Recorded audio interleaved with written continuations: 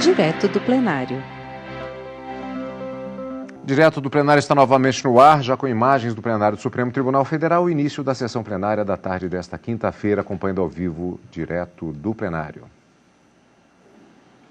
Boa tarde a todos, podemos Ministros sentar. Encontram-se em pé, agora sentam-se. Sessão extraordinária do Supremo Tribunal Federal e passo a palavra à senhora secretária, que fará Ministro a leitura Dias da ata da Toffoli. sessão anterior. Ata da 15ª Secretário sessão em pé à ordinária do direita plenário do ministro Supremo Dias Tribunal Toffoli. Federal, realizada em 12 de junho de 2019. Presidência do senhor ministro Dias Toffoli. Presentes à sessão, os senhores ministros Celso de Mello, Marco Aurélio, Gilmar Mendes, Carmen Lilian Ricardo Oliveira de Lewandowski, Souza, Carmen assessora-chefe Lúcia, do Luiz plenário. Fux, Rosa Weber, Roberto Barroso, Edson Fachin e Alexandre de Moraes. Vice-procurador-geral da República, Dr. Luciano Maris Maia. Abriu-se a sessão às 14 horas e 23 minutos, sendo lida e aprovada a ata da sessão anterior. Pergunto se há alguma observação a ser feita, não havendo, declaro a ata aprovada. Informo a vossas excelências que estão presentes neste plenário graduandos das seguintes instituições Ministro de Dias ensino. Toffoli. Faculdade Mauá, de Brasília, Distrito Federal, Universidade de Caxias Imagens do Sul, da plateia. município de Canela, Muitos Rio jovens Grande do Sul, estudantes. Centro Universitário de Brasília, Distrito Federal, Faculdade de Iporá, Estado de Goiás. Sejam todos muito bem-vindos.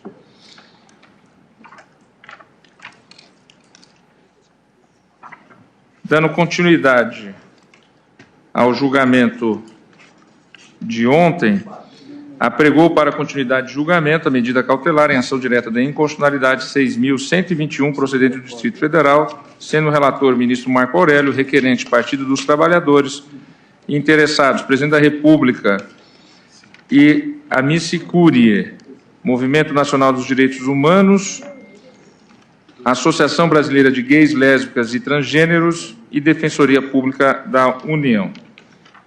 Após os votos dos ministros Alexandre de Moraes, Ricardo Lewandowski e Luiz Fux, que acompanhavam o ministro Marco Aurélio, relator, para deferir parcialmente a cautelar, e dos votos dos ministros Luiz Edson Fachin, Luiz Roberto Barroso, Rosa Weber, Carmen Lúcia e Celso de Mello, que concediam integralmente a cautelar, pediu vista dos autos o ministro Dias Toffoli. Então, o julgamento retoma a partir do meu voto e falta depois votar o ministro Gilmar Mendes.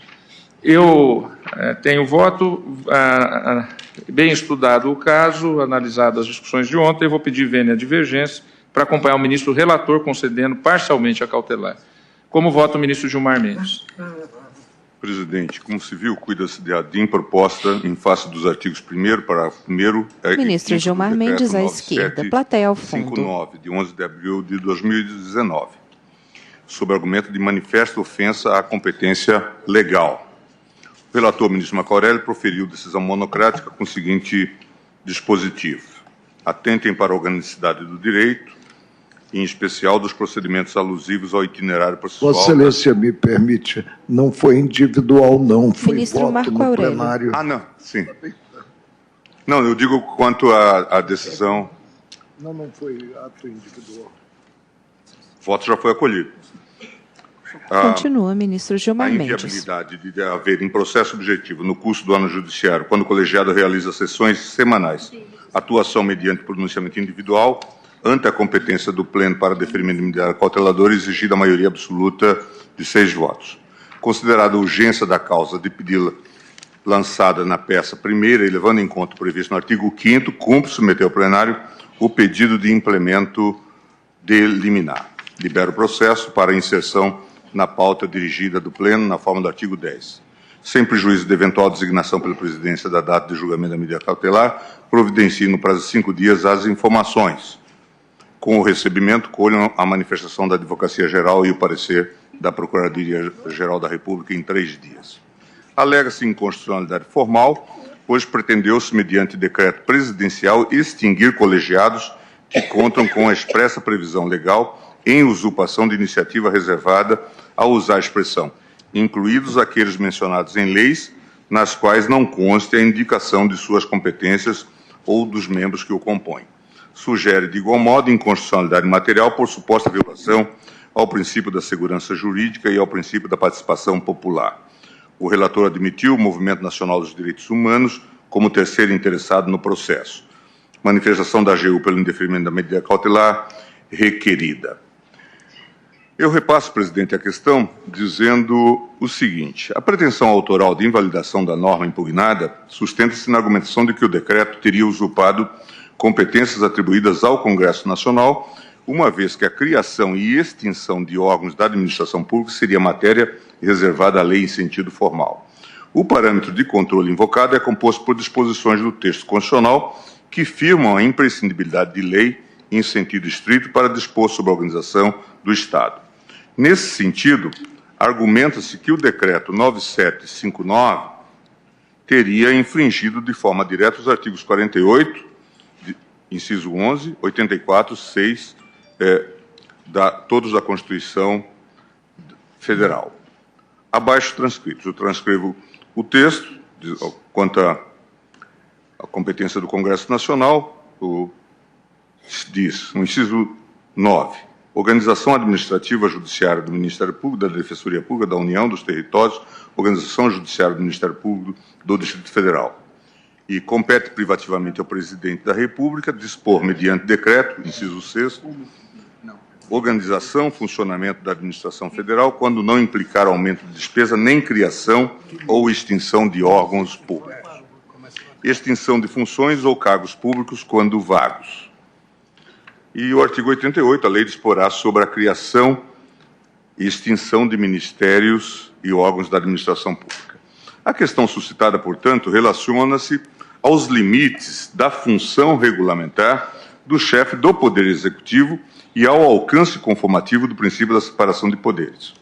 Como se sabe, já foi dito aqui, com a edição da Emenda Constitucional 32 de 2001, a Constituição passou a conferir ao Presidente da República, enquanto chefe do Poder Executivo, prerrogativa de dispor, mediante decreto, sobre a organização, funcionamento da administração, exceto quando isto implicar aumento de despesa, bem como criação ou extinção de órgãos públicos, uma vez que estes, por força do artigo 88 da mesma Constituição, somente podem ser criados ou extintos por lei.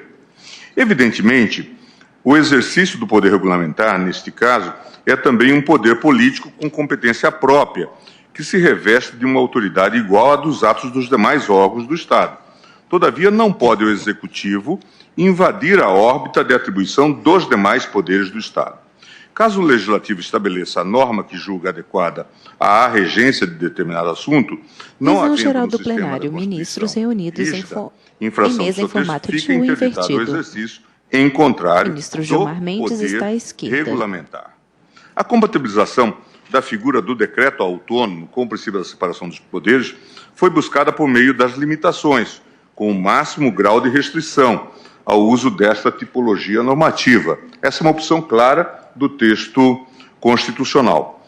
A figura do decreto autônomo resta absolutamente circunscrita às hipóteses de organização e funcionamento da administração pública federal, ressalvada ainda qualquer criação e extinção de órgãos públicos. Para casos em que a atuação regulamentar do Poder Executivo demandar elevada carga de generalidade e abstração, deve o Presidente da República recorrer, e aí desde que presente os pressupostos, ao uso da medida provisória, que constitucionalmente dispõe de força de lei.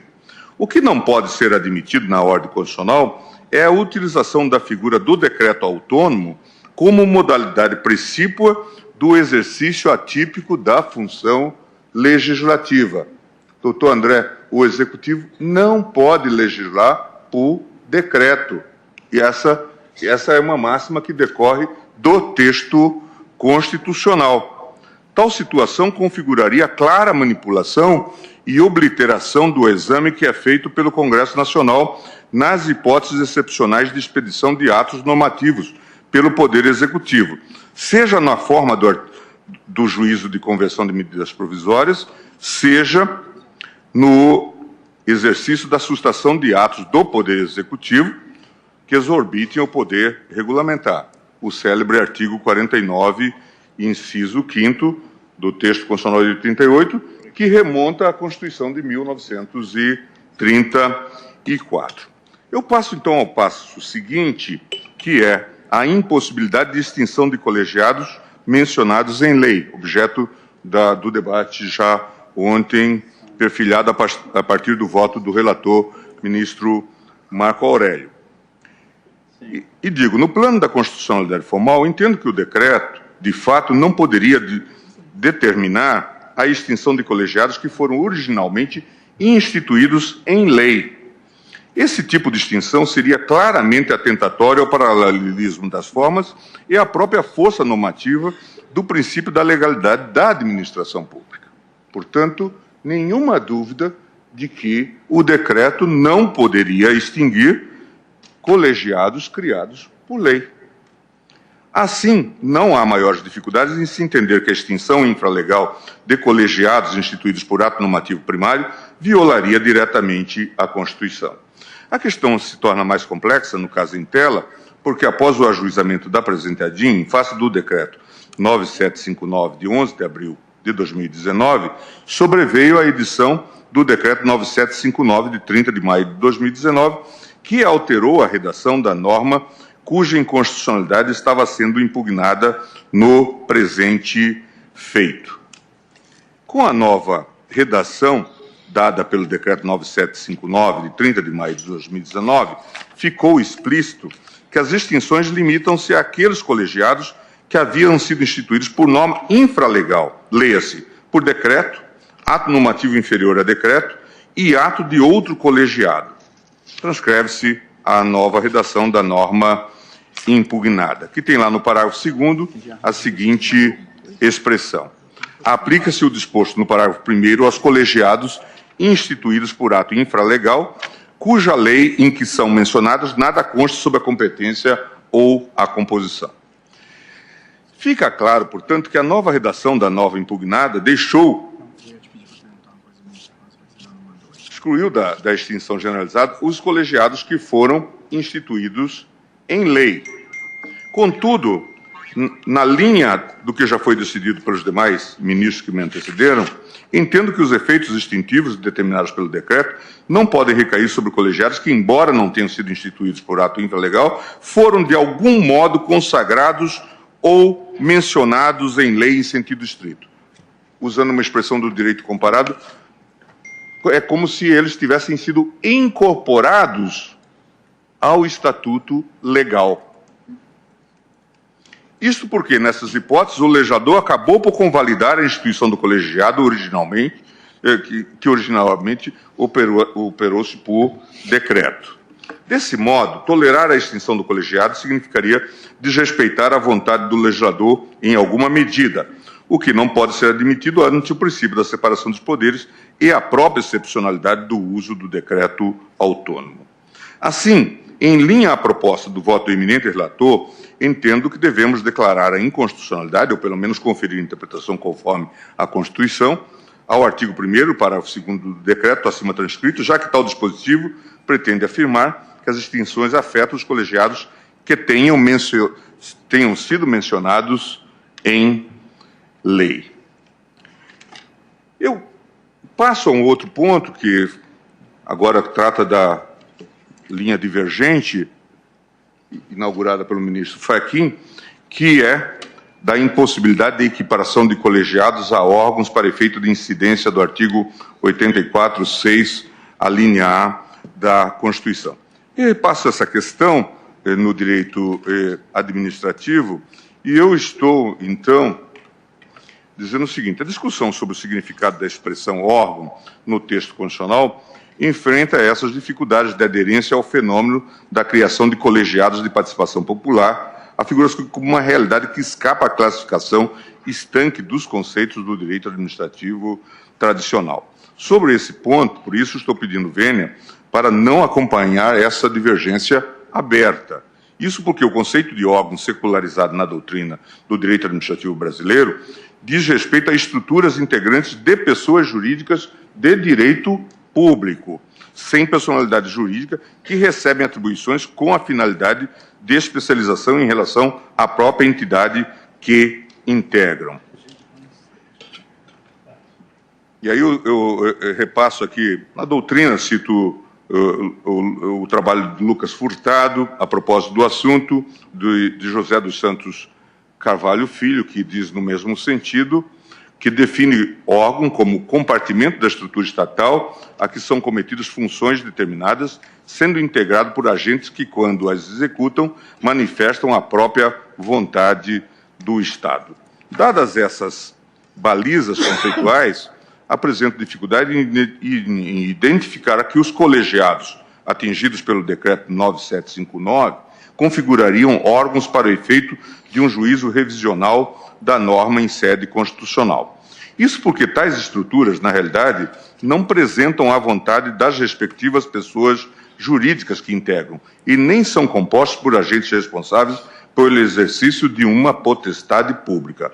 Logo, não há como, para fins de avaliação da censurabilidade da norma impugnada, deformar o conceito de órgão para abarcar situações alheias a de unidades da manifestação da vontade de entidades integrantes da administração pública. Além disso, há outra dificuldade que resta quase que inafastável ao acolhimento da tese da inconstitucionalidade material da norma impugnada.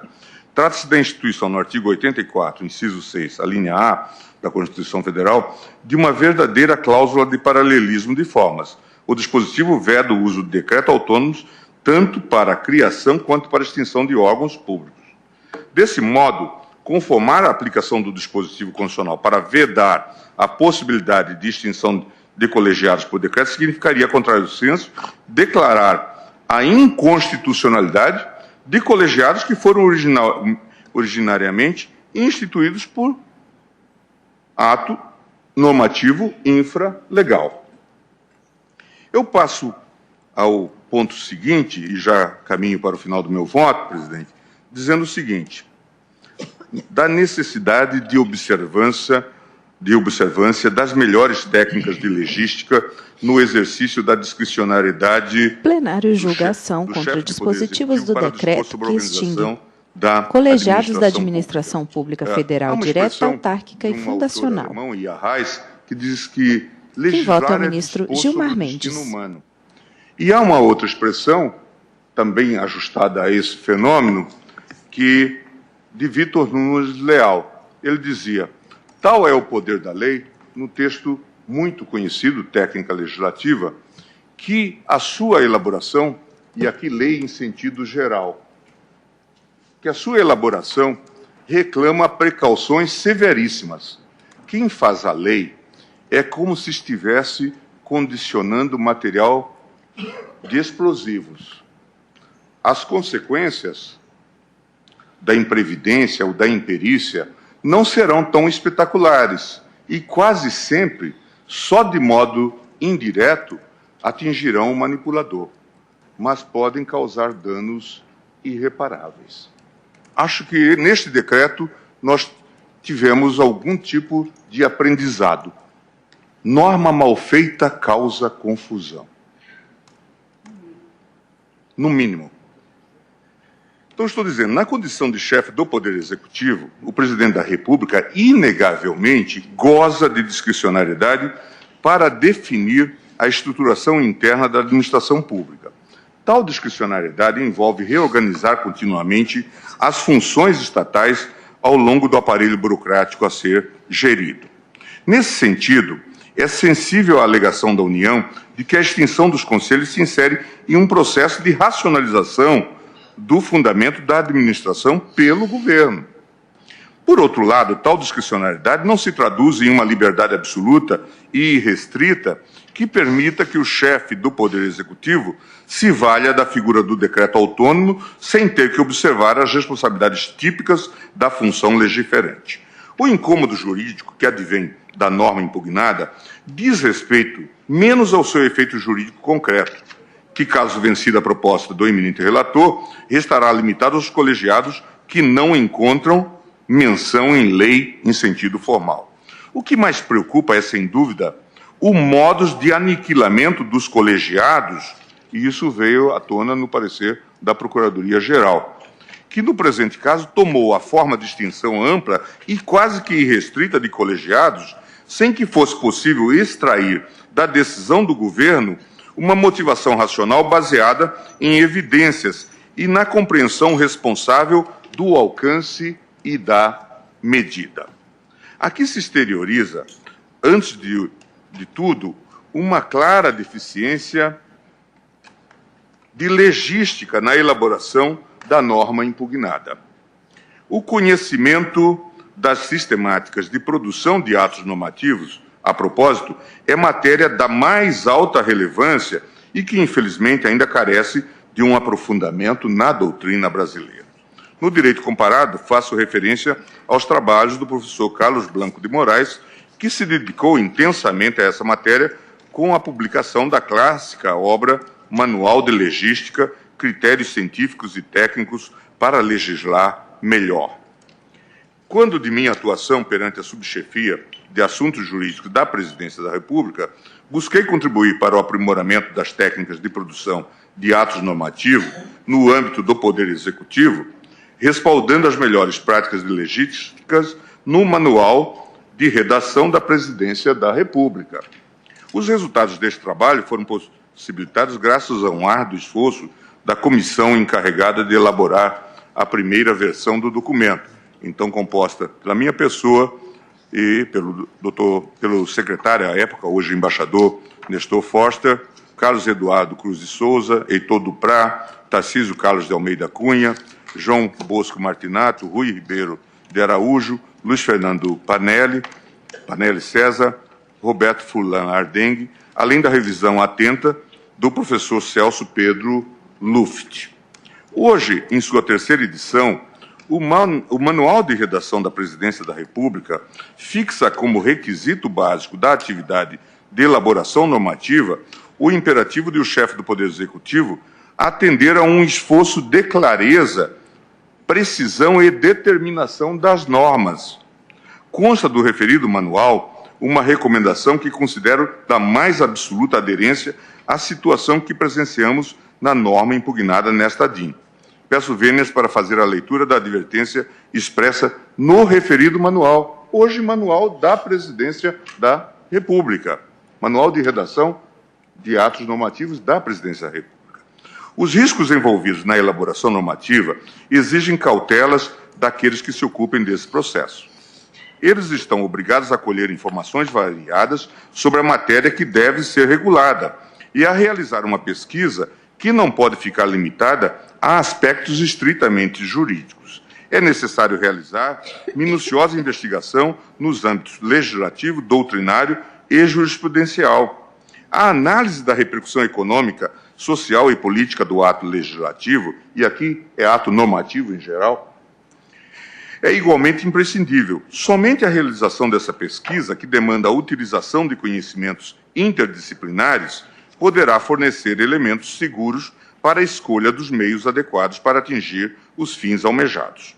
A utilização de fórmulas obscuras ou criptográficas, motivadas por razões políticas ou de outra ordem, contraria princípios básicos do próprio Estado de Direito, como os da segurança jurídica e os postulados da clareza e de precisão da norma jurídica. Eu estou citando um professor alemão, professor Degenhardt, que foi até meu professor na Universidade de Münster. Mas, portanto, a rigor, a norma obscura, confusa, criptográfica, ela pode ser taxada de inconstitucional porque os destinatários dela não a entendem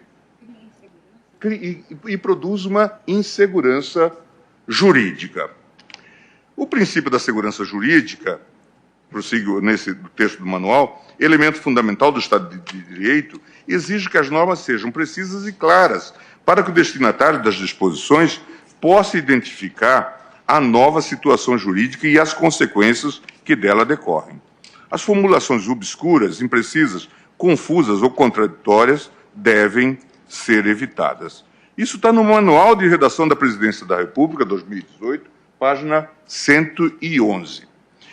Esta parece ser exatamente a situação subjacente à edição Quem vota é o ministro Gilmar Mendes. Da própria exposição de motivos do decreto 9759, de 11 de abril, é possível vislumbrar que este foi editado a partir de um diagnóstico generalizante, sem um exame minimamente atento da plenário adequação julgação dos meios e contra fins dispositivos a do serem utilizados para decreto se que atingir extingue a colegiados da proclamada Administração racionalização Pública da Federal administração direta, Essa debilidade autárquica legística do e decreto fundacional. certamente merecerá ser comatada por uma atuação futura do Poder Executivo.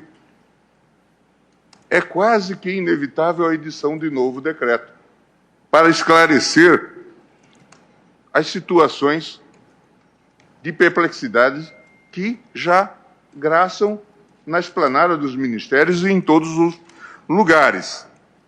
A própria AGU está sendo chamada a esclarecer se uma dada entidade, inclusive entidades que compõem agências reguladoras, foram ou não extintas por força do decreto. Portanto, gerou mais insegurança do que segurança. Ministro, Vossa Excelência, me permite uma parte. Vossa Excelência, não, eu não estou Ministra falando Carmen deste Lúcia. decreto, mas Vossa Excelência acaba de ler o que Vossa Excelência ajudou a formar como hoje Manual da Redação das Normas da Presidência. Não lhe parece que, às vezes, alguns atos são feitos exatamente para serem obscuros, para que as pessoas não saibam o que vai acontecer? Porque, às vezes, é isso. Eu me lembro que, como procurador ainda, portanto, década de 80, antes dessa Constituição, alguns atos eram tão confusos exatamente porque se dizia que no anexo tal do relatório de não sei o quê, se dá um aumento nos termos, era para ninguém saber, só o destinatário sabia.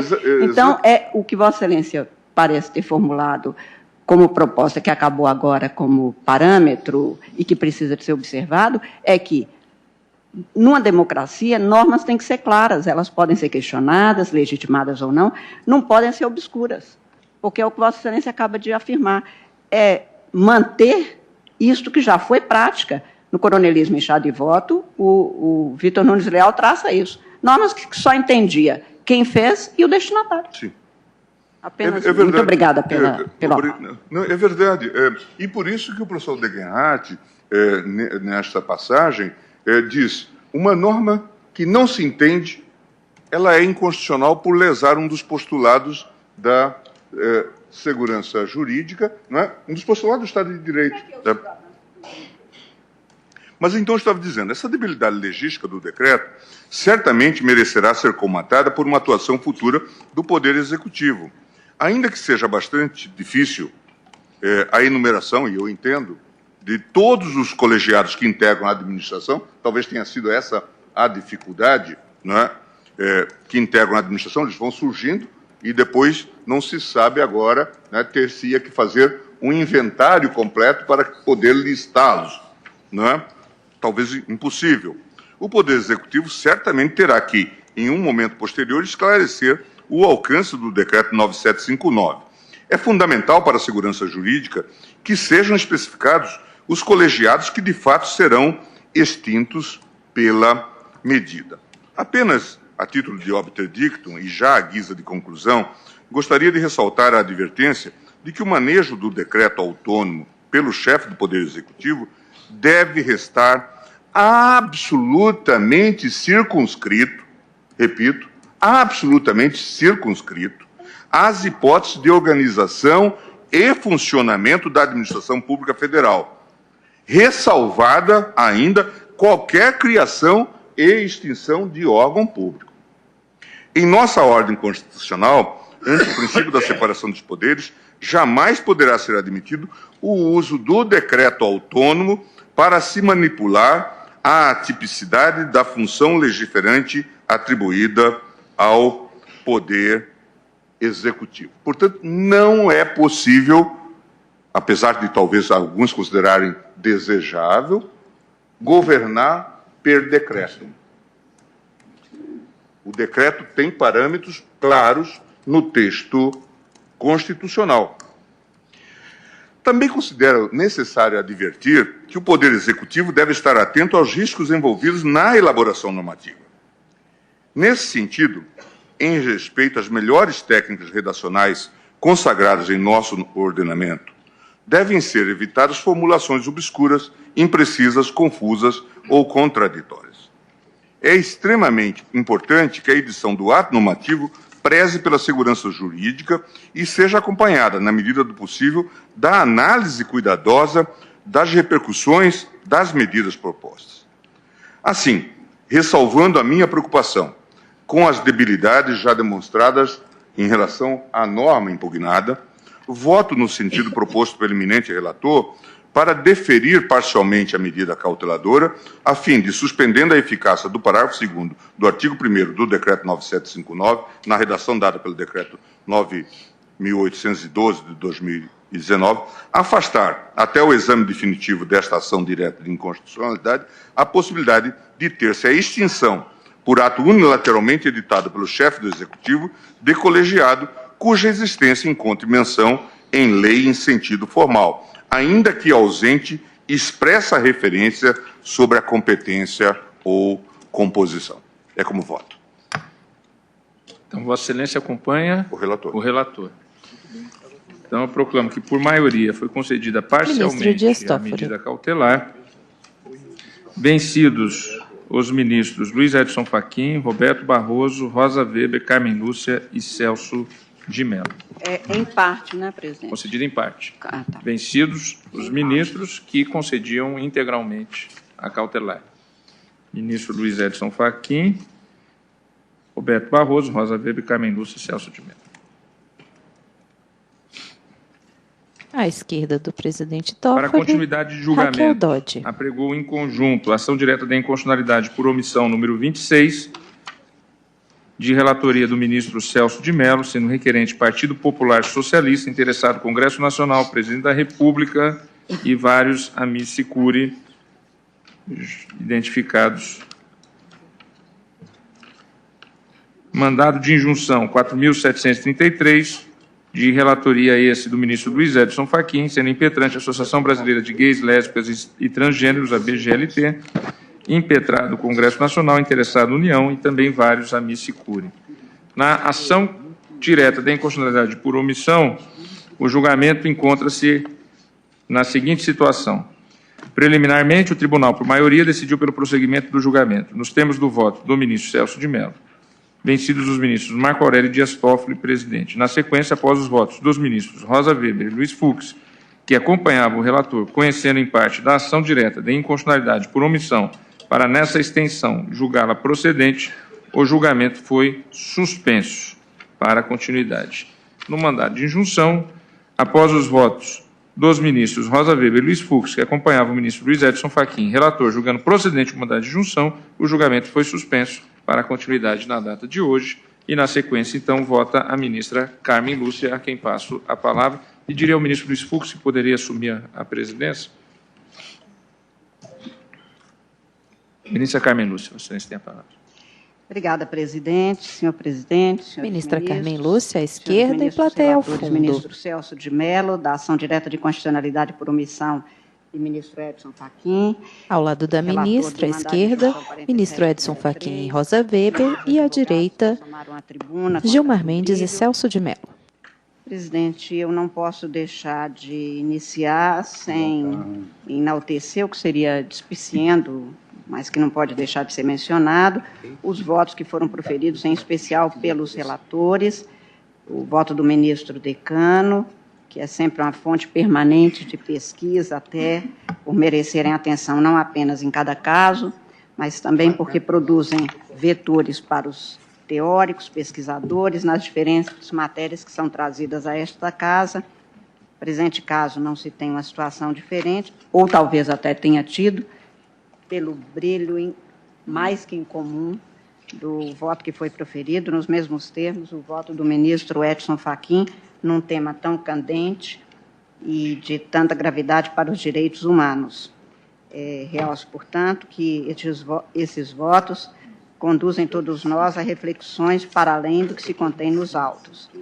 Eu, conquanto tenha voto escrito, cuja juntada providenciarei, de pronto anuncio, senhor presidente, que estou a acompanhar os itens da parte dispositivas, no caso da ação direta de inconstitucionalidade por omissão do ministro e também do ministro Edson Fachin, no mandado de injunção, na mesma direção proposta pelo ministro Celso de Mello. O plenário julga processos que tratam da criminalização da homofobia. Esse julgamento, presidente, relembro que essa ação direta de inconstitucionalidade por omissão foi proposta pelo Partido Popular Socialista Nela se apresenta julgamento conjunto de ADO 26 e MI para o fim de obter a 4733. criminalização específica de todas as formas de homofobia e transfobia, especialmente, mas não exclusivamente, das ofensas individuais e coletivas, dos homicídios, das agressões e discriminações motivadas pela orientação sexual e ou identidade de gênero real ou suposta da vítima.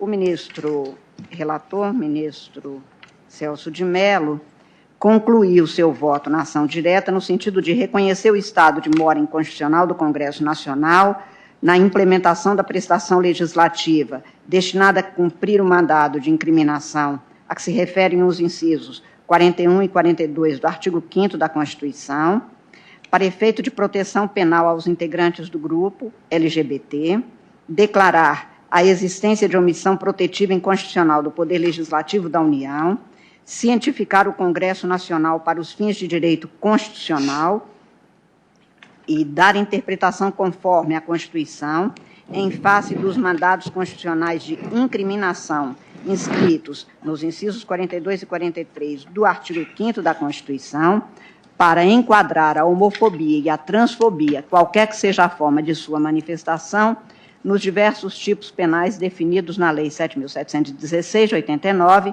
até que sobrevenha legislação autônoma editada pelo Congresso Nacional. Não se distanciam os fundamentos do meu voto, presidente, no quanto exposto nos votos que me antecederam, a partir principalmente dos votos dos senhores relatores, ministros, como lembrei, ministro Celso de Mello, ministro Edson Fachin. E apenas resumindo, pode ser o que se tem no quadro normativo fundamental do Brasil.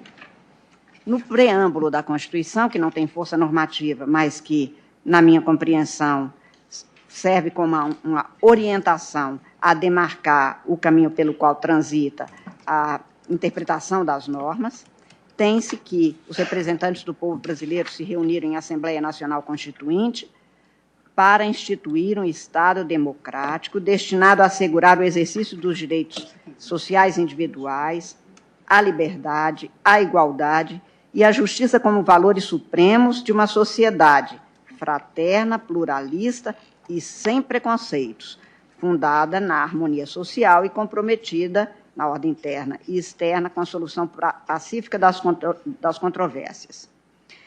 No artigo 1º, inciso 3 da Constituição, se tem que a República Federativa do Brasil, formada pela União Indissolúvel de Estados, Distrito Federal e Municípios, constitui-se em Estado democrático de direito, tem como fundamento a dignidade humana.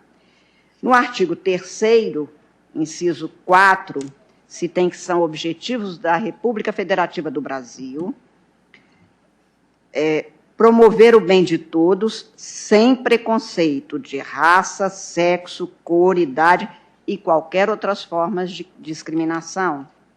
No artigo 5º da Constituição, se tem que todos são iguais perante a lei sem distinção de qualquer natureza, garantindo-se aos brasileiros estrangeiros residentes no Brasil a inviolabilidade dos direitos à igualdade.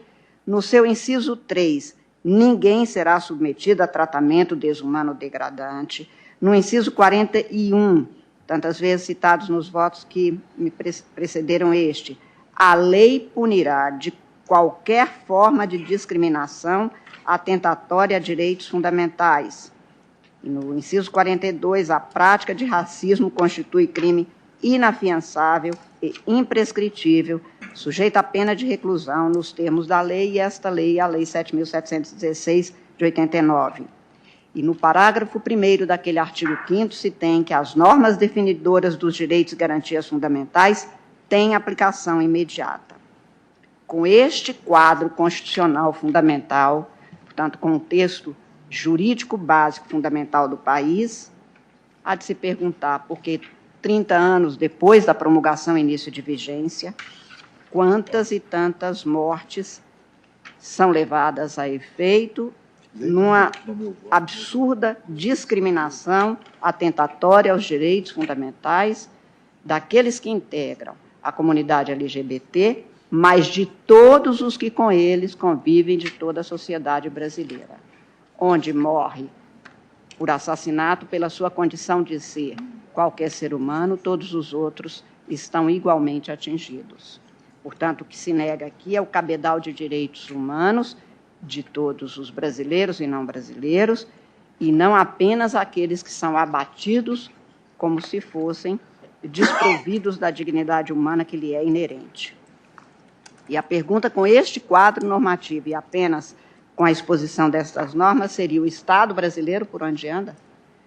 O Estado legislador que recebeu ordem constitucional de legislar 30 anos depois não o fez, a quantas anda? O Estado juiz é agora chamado.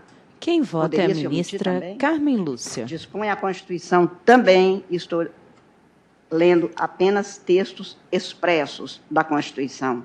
Compete ao Supremo Tribunal Federal, em seu artigo 102, compete ao Supremo Tribunal Federal, principalmente, a guarda da Constituição, fazer com que ela não seja mera folha de papel. E no parágrafo 2º desse artigo 102, declarada a inconstitucionalidade por omissão, significa que se entregou a esta Casa a obrigação de, verificada uma inconstitucionalidade, uma omissão inconstitucional, que deslegitima o Estado democrático de direito pela ausência de cumprimento de direitos fundamentais, a que se colmatar esta omissão. E ainda no artigo 5º, em seu inciso 71, se tem que conceder-se-á mandado de junção sempre que a falta de norma regulamentadora torne inviável o exercício dos direitos e liberdades constitucionais, bem como as prerrogativas inerentes à nacionalidade, à soberania e à cidadania. Portanto, é atividade expressa, dever do Supremo Tribunal Federal, apenas isso, atividade, cumprir a obrigação específica e expressa de guardar a Constituição no sentido de fazê-la efetiva e eficaz, jurídica e socialmente. Não desconheço haver a norma do inciso 39 do artigo 5º da Constituição, também de observância obrigatória para todos os brasileiros, incluídos para nós. Não há crime sem lei anterior que o defina. E é o de que se cuida neste processo. Saber se há de se tornar efetiva e eficaz, social e juridicamente, essa Constituição, sem desatender a este comando, uma vez que 30 anos depois não se tem uma lei específica. E é o que, a partir dos votos dos ministros Celso de Mello e Edson Fachin, se cuidou de tornar efetivo, sem descumprimento, apontando-se por isso mesmo uma lei que, até que sobrevenha norma autônoma do Poder Legislativo, faça com que tudo que se tem feito contra os direitos humanos, no caso específico da comunidade LGBT, e de todos, repito, todos aqueles, pais, mães, irmãos, e que somos todos, afinal, membros dessa família humana, tem de observar e que não tem sido, pelo menos ao argumento, de ausência dessa norma. Então, o que se põe no artigo 1º da Declaração Universal dos Direitos do Homem e do Cidadão de 1948 é: todos os homens nascem livres e iguais em dignidade e direitos. São dotados de razão e consciência e devem agir em relação uns aos outros com espírito de fraternidade. Se fosse apenas esse o dispositivo de direito cumprido por todos os membros da família humana, acho que seria impensável que houvesse, ainda hoje, 2019, tantas guerras e revoluções a reclamar tantas vezes o cumprimento de direitos para sanar tantas e tão profundas feridas individuais e sociais que se multiplicam após a promulgação daquela declaração, que veio depois de o mundo assistir assombrado a todas as indignidades, as iniquidades que foram cometidas contra direitos humanos, incluídos, e de forma especial, também aos homossexuais, que então eram também alvo específico de todas as perversidades cometidas. O respeito à igual dignidade inerente a cada ser humano impediria as atrocidades reiteradamente cometidas e que levam ao desespero da vida e à morte de tantos que sucumbem ao sofrimento provocado pela desigualdade preconceituosa e cruel. Fossem poucas, e não são, as guerras entre estados a infelicitar os povos, E alguns, muitos e tantos, insistem em travar guerras particulares contra quem não é seu espelho. Ou talvez até, fico pensando, por refletir o inconfessável, eu sei que por medo ou loucura, alguns preferem negar, por não gostarem do que vem refletir no seu próprio espelho. Todos os sistemas constitucionais e legais contemporâneos baseiam-se naquele ditame posto no artigo 1º da Declaração Universal dos Direitos do Homem e do Cidadão, de 1948, que é de cumprimento obrigatório a quantos a tenham acolhido em seu ordenamento interno e a sinalizar a imperiosidade de se dotar de eficácia a conquista de direitos fundamentais, na base dos quais a igual dignidade inerente a todos os seres humanos independe de se observar critério de raça, sexo, credo ou opção ideológica. E assim é, porque, como posto no preâmbulo daquela Declaração Universal dos Direitos do Homem, de 1948, o reconhecimento da dignidade inerente a todos os membros da família humana e seus direitos iguais e inalienáveis é o fundamento da liberdade, da justiça e da paz no mundo. E o desprezo e o desrespeito pelos direitos do homem resultaram em atos bárbaros que ultrajaram a consciência da humanidade, pelo que é essencial que os direitos do homem sejam protegidos pelo império da lei, para que o homem não seja compelido como último recurso à rebelião contra a tirania e a opressão de grupos ou de estados. E talvez por isso seja necessário voltar-se a enfatizar que esse julgamento busca dotar de eficácia imediata, protetiva, norma constitucional mandatória de incriminação a atos que impeçam o cumprimento do princípio da justiça constitucional por discriminação atentatória aos direitos fundamentais da pessoa. A matéria trazida neste caso, senhor presidente, é feita de sofrimento e de dores. Não da dor do viver, que essa faz parte, mas a dor de não poder viver, ou pelo menos de ter de tocar a vida com os outros, enfrentando permanentemente a inaceitação, a intolerância, atos de indignidade e de indignação permanente, pela só circunstância de não se adotar modelo determinado como um parâmetro do que alguém ou algum grupo afirmou merecer respeito e que seria o certo. Como se ser humano tivesse forma. Como se aos que ostentam determinadas características afirmadas como superiormente dotados das condições para ser acolhido na experiência da vida de cada um, fosse uma determinada qualificação. E esta é a qualificação determinante para uma convivência especial, mais iguais que os outros, mais dignos que os outros. Quem vota é a ministra Carmen Lúcia. Não humanos, como não sendo iguais em direitos e como não sendo igualmente dignas, quem não se ofereça ao acomodamento do seu ser àquilo que foi imposto por outro como modelo ou paradigma.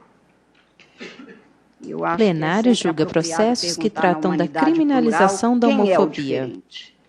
E quem diz em julgamento conjunto, ação direta de inconstitucionalidade por omissão número 26 e mandado de injunção 4733. Discriminatória como a que vivemos, a mulher é diferente, o negro é diferente, o homossexual é o diferente, o transexual é o diferente.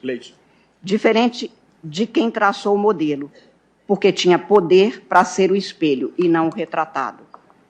Preconceito tem a ver com poder e comando. Quem submete outro é mandante. Aliás, um submete, escraviza. O escravo também era o não ser, desqualificado sempre porque nada poderia ser, nem direitos poderia ter. Há formas plurais de destrato humano e de escravização desumana. Estas formas indignas de ideias estabelecidas para estratificar as relações sociopolíticas e econômicas, são todas elas baseadas em conceitos prévios e de aproveitamento de uns poucos. Todo preconceito é violência, toda discriminação é causa de sofrimento. Mas eu aprendi que alguns preconceitos impõem mais sofrimentos que outros, porque alguns são feridas curtidas já em casa. na qual a discriminação castiga a pessoa desde o seu lar. Afasta pai de filho, irmãos, amigos, pela só circunstância de se experimentar viver o que se tem como sua essência e que não cumpre o figurino sociopolítico determinante e determinado. Por isso, o sofrimento que o próprio direito tenta coartar, afirmando direitos fundamentais, exigindo o seu cumprimento e respeito, pode ter dimensões diversas. A identidade de cada ser não diferencia em direito, distingue-o como indivíduo. Distinção e não discriminação. Por isso, a singularidade de cada ser humano não é pretexto para a desigualdade de dignidades e direitos, e tanto se tem constitucionalmente afirmado no Brasil, como lembrei, em textos constitucionais expressos. Todas as constituições democráticas contemporâneas começam e marcam seu fundamento na garantia do respeito ao princípio da dignidade e da igualdade em direitos e liberdades. Até porque todos os homens e as mulheres não são diferentes são diferentes em sua individualidade apenas. Seres humanos são todos únicos.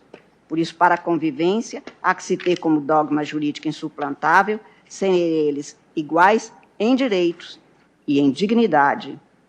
Lembro sempre a fala drummondiana, que, ao se referir à igualdade, diz que todas as guerras do mundo são iguais, todos os amores são iguais, todas as fomes são iguais, a morte é igualíssima, todas as ações cruéis, piedosas ou indiferentes são iguais. Contudo, o homem não é igual a nenhum outro homem, bicho ou coisa. Ninguém é igual a ninguém. O que o direito faz é respeitar a individualidade de cada um e igualar em direitos a dignidade que é própria de todo ser humano.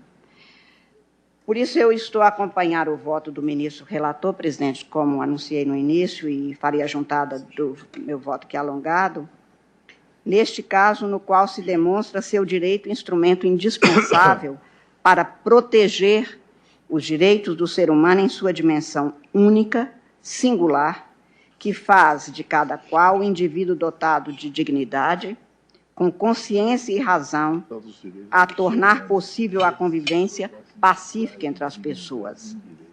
Mas a previsão de texto constitucional e sua interpretação e aplicação sem reverência e atenção ao contexto, transforma-se em mero pretexto para esvaziar direitos afirmados e assegurados em seu exercício. Se se tem a norma, mas não se tem a sua eficácia, direito não há verdadeiramente. E é assim que se segura o andar civilizatório e a efetividade jurídica e social de direitos conquistados. Garantiu-se o direito à igualdade e alguns são Neste momento, vota a ministra Carmen Lúcia. De forma até letal, e não se fez, 30 anos depois do início de vigência da Constituição da República, a lei necessária para a punição dos atos atentatórios a essa discriminação. Atualmente parece haver uma doença O plenário julga social processos que tratam da criminalização da homofobia. De identidade sexual, de opção sexual. ADO 26 e MI 4733. E esvazia o direito constitucional vigente. O que é mais grave e mais Presidência da sessão assumida pelo ministro Luiz Fux. A experiência constitucional democrática fundamentada, no caso brasileiro, no documento de 1988. O inegável, gravíssimo quadro de desrespeito e intolerância da condição física, social, jurídica dos homossexuais ou transexuais, e mais ainda, o agravo frontal aos princípios constitucionais vigentes no país, em especial aos princípios da dignidade humana, da igualdade de todos e de respeito a todos os que, parte da família humana, são livres para ser o que em sua essência o caracteriza e individualiza.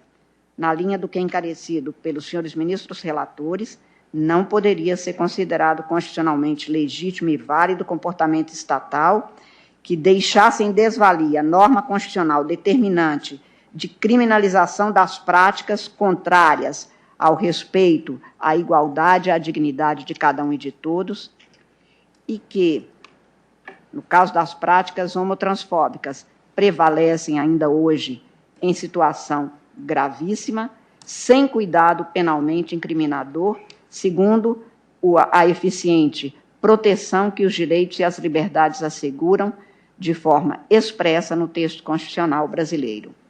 Todas as vezes que o sofrimento a alguém socialmente imposto por ser a pessoa no exercício da sua liberdade para ser e viver o que é, for provocado em contrariedade a comandos ou princípios constitucionais, esvaziando-se ou deslegitimando aquelas previsões constitucionais, haverá que responder legalmente o Estado, impedindo que direitos se transformem em temeridades, cuja prática permita o verdadeiro faroeste social sob o manto formal de uma Constituição. Como lembrei antes, e foi várias vezes aqui lembrado nos votos brilhantes que me precederam, a disposição dos incisos 41 e 42 do artigo 5º da Constituição, a lei punirá qualquer discriminação atentatória dos direitos e liberdades fundamentais, e a prática do racismo constitui crime inafiançável e imprescritível, sujeito à pena de reclusão. Quanto a isso, não responder o Estado, legalmente determinando formas de punição do que a Constituição põe como dever de cumprimento obrigatório, portanto, seria dar espaço a que tenhamos de responder o que esperar de uma vida na qual a lei passa a ser uma palavra inútil ou ineficiente, mesmo em face de ataques contrários ao que é o seu fundamento principiológico e a sua finalidade: formar uma sociedade livre, justa, solidária e sem preconceitos. Por isso, a Constituição impõe ordem ao legislador para criar instrumentos de atuação criminalizadora punitiva pelo Estado. Afirma-se aquele dever estatal em termos peremptórios, como várias vezes enfatizado no voto do ministro Celso de Mello. A lei punirá qualquer discriminação atentatória dos direitos e liberdades constitucionais, e a mesma Constituição define ser objetivo da República promover o bem de todos, sem preconceito de raça, sexo, cor, idade e quaisquer outras formas de discriminação. As normas complementam-se para serem eficientes na finalidade determinada constitucionalmente e têm cumprimento obrigatório, especialmente pelos poderes da República, de modo a não se permitir o seu descumprimento, que deixem desvalia princípios fundamentais, estruturantes do próprio Estado brasileiro. E como lembrado várias vezes aqui nesse julgamento, nas sessões que se sucederam, 30 anos após o início de vigência da Constituição, sem o cumprimento daquela ordem normativa, importa, como muitas vezes demonstrado, em omissão inconstitucional e inaceitável. O quadro apresentado nesta ação e os dados anexados ao processo demonstram que, nesses mais de 30 anos, após a promulgação da Constituição do Brasil, definidora da dignidade humana e da pluralidade, da liberdade de todos, após tantas mortes causadas aos homossexuais e aos transexuais, após tanto ódio e incitação contra eles. Plenário julga processos que tratam da criminalização da homofobia. Pelo Estado brasileiro, acolhidos no ordenamento, reafirmando a escolha julgamento conjunto ADO 26 e MI 4733. De manifestação da liberdade, assecuratórias do direito de cada um ser o que é, sem ser discriminado, violentado, aviltado ou associado. Não há como desconhecer a inércia contrastante à Constituição pelo legislador brasileiro. A reiteração de atentados decorrentes da homotransfobia revela a situação de verdadeira barbárie.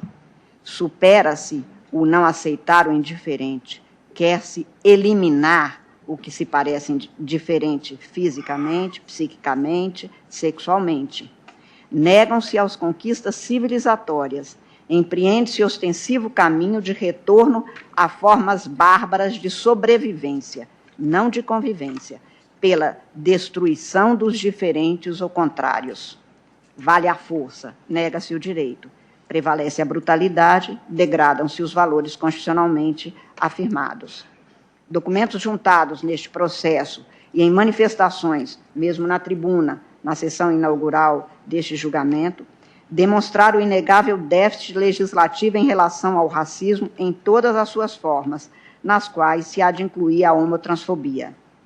E este déficit não mereceu o provimento do legislativo brasileiro, complacente assim com o descumprimento mortal, fisicamente letal, dos direitos fundamentais. A configuração do dever constitucional é inegável no caso, na minha compreensão. A ordem constitucional foi de criminalizar ou de estabelecer instrumentos punitivos para que, com estes instrumentos, se tenha averiguação e punição a agravos ao direito de ser respeitado e de não ser discriminado qualquer ser humano, qualquer que seja a sua opção, escolha ou identidade sexual.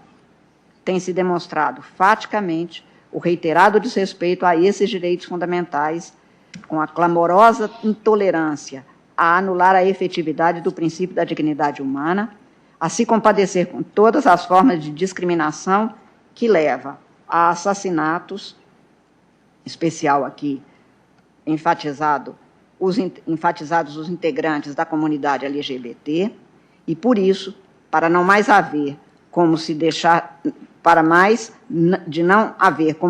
de reconhecer que, para se garantir a Constituição, é dever expresso deste Supremo Tribunal Federal, nos termos do artigo 102 da Constituição, e para que seja resguardado o quadro de princípios fundamentais do sistema constitucional brasileiro, não há como negar a jurisdição a tantos a quem foi negado, às vezes, o direito à vida, a maioria das vezes, o direito à liberdade e à dignidade, pela ausência de uma legislação ainda 30 anos depois do início de vigência dessa Constituição.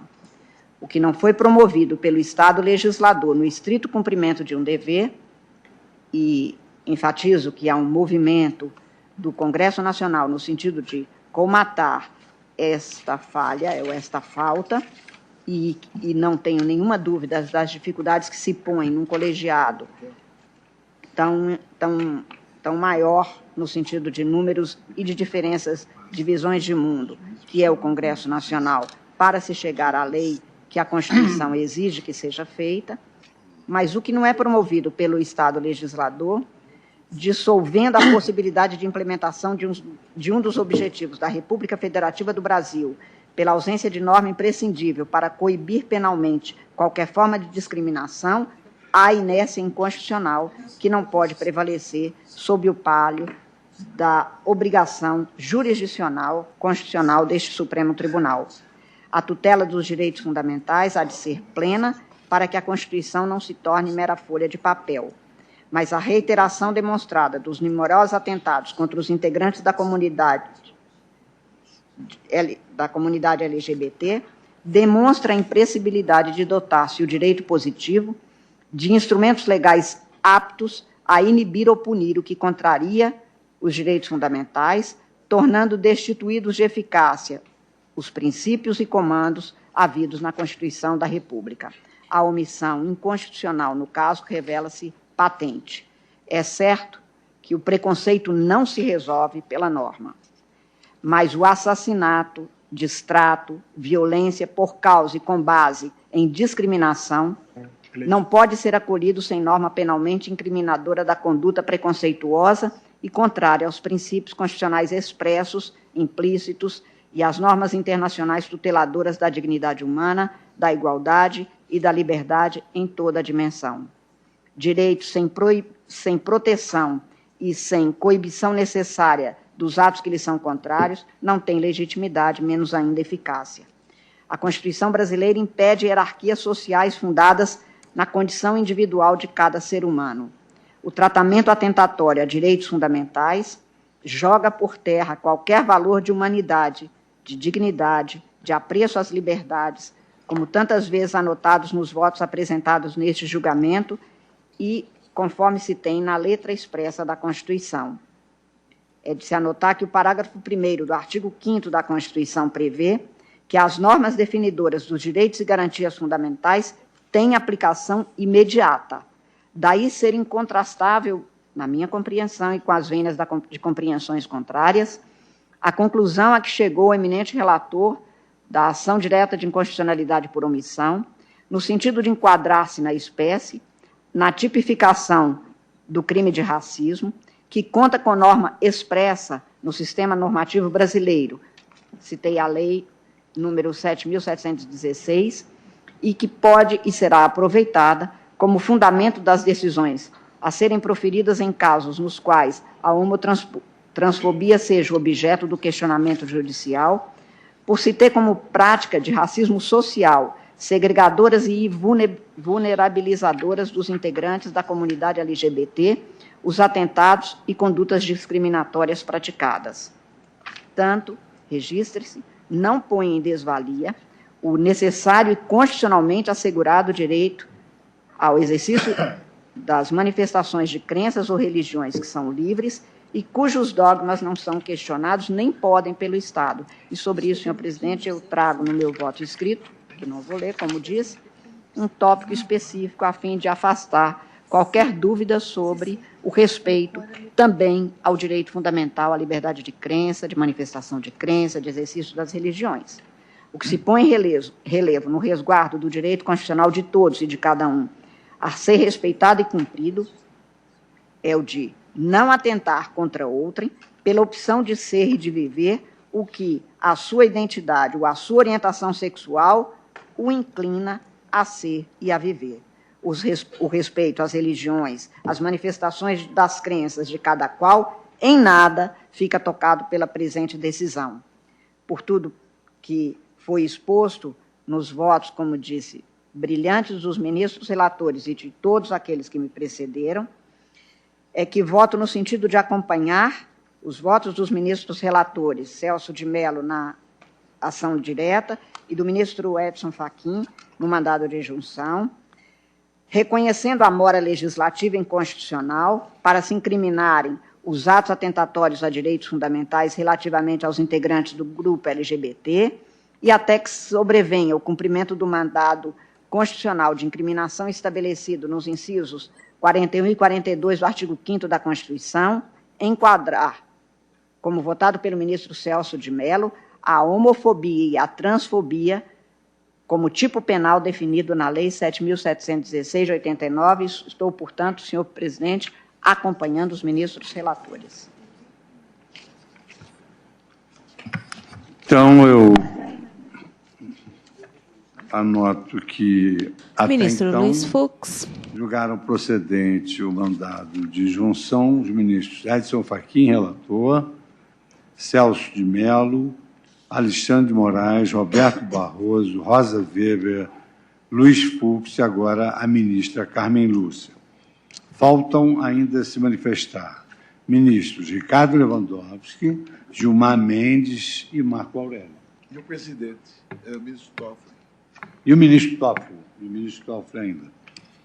Tendo em vista que os senhores ministros têm audiências marcadas para esse horário, eu questiono o colegiado, tendo em vista o horário, se nós devemos prosseguir com mais um voto, que é o do ministro Ricardo Lewandowski, não sei a extensão do voto.